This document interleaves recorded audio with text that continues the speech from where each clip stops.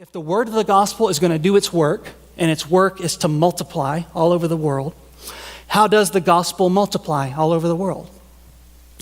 Well, it multiplies when human beings like you and me take what we've received in the gospel and give it away to somebody else. That's why I believe that's why Paul mentioned Epaphras. Look at verses 7 and 8. This gospel, which is the ground of your hope, motivating your faith, empowering your love, all of that stuff, you've learned it, this gospel that's multiplying and exploding around you and everywhere else in the world. You learned it from Epaphras.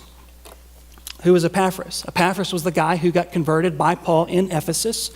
After his conversion in Ephesus, he goes down to the Lycus Valley, plants 3 different churches. The gospel you got from Epaphras, our beloved fellow servant, he's a faithful minister of Christ on your behalf, and he's made known to us your love in the Spirit.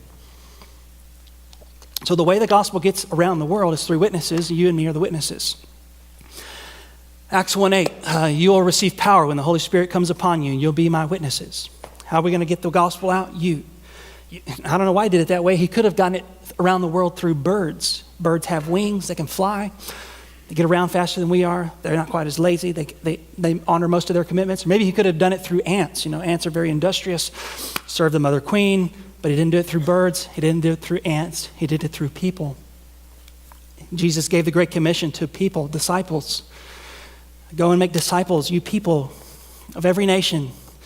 In the book of Acts, every time the gospel is shared in the book of Acts, it's always shared through people. Now, angels may come and pave the way.